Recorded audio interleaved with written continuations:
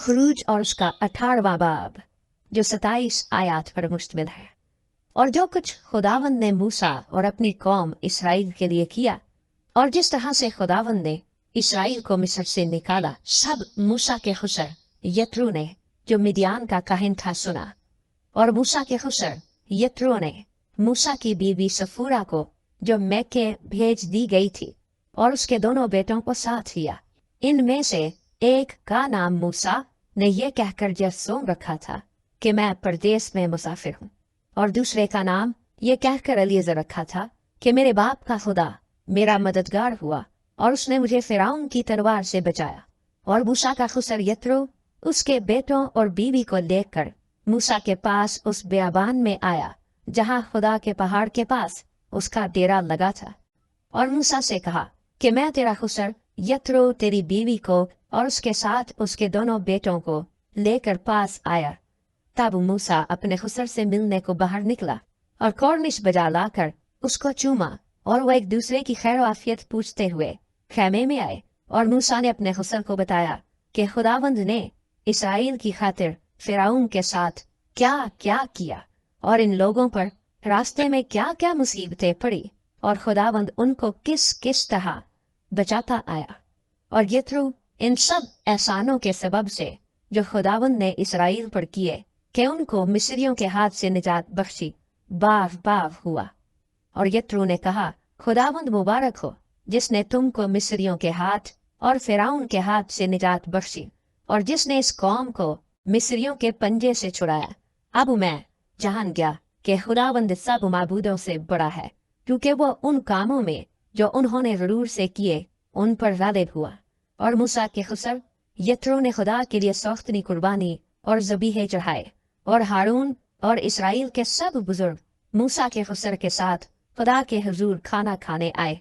और दूसरे दिन मूसा लोगों की अदालत करने बैठा, और लोग मूसा के आस पास सुबह से शाम तक खड़े रहे। और जब मूसा के खुसर में सब कुछ जो वो लोगों के लिए करता था देख लिया, तो उससे कहा, ये क्या काम है जो तू लोगों के लिए करता है?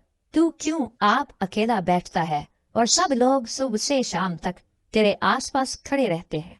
मूसा ने अपने खुसर से कहा, इसका सबब ये है कि लोग मेरे पास खुदा से दरियाफ्त करने के लिए आते हैं। जब उनमें कुछ झगड़ा होता है तो वो मेरे पास आते हैं, और मैं उनके दरमियान इंसाफ करता और खुदा के अहकाम और शरीयत उनको बताता हूँ। तब मूसा के खुसर ने उससे कहा कि तू अच्छा काम नहीं करता। इससे तू क्या, बल्कि ये लोग भी जो तेरे साथ हैं कतई घुल जाएंगे, क्योंकि ये काम तेरे लिए बहुत भारी है। तू अकेला इसे नहीं कर सकता। सो अब तू मेरी बात सुन, मैं तुझे सलाह देता हूँ, और खुदा तेरे साथ रहे।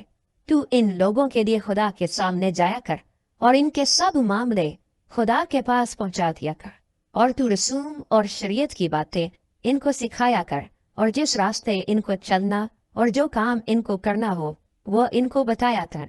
और तू इन लोगों में से ऐसे लायक अशखास चुन ले जो खुदा तरस और सच्चे और रिश्वत के दुश्मन हो, और उनको 1000 और 100 और 50 और 10 आदमियों पर हाकिम बना दे कि वो हर वक्त लोगों का इंसाफ किया करे। और ऐसा हो कि बड़े बड़े मुकदमे तो वो तेरे पास लाए, और छोटी छोटी बातों का फैसला खुद ही कर दिया करे।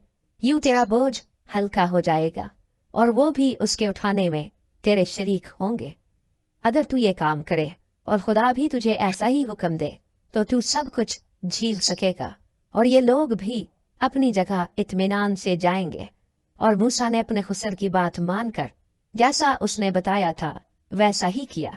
चुनाचे मूसा ने सब इसराइलियों में से लायक अशखास चुने, और उनको 1000 और 100 और 50 और 10 आदमियों के ऊपर हाकिम मुकर्रर किया।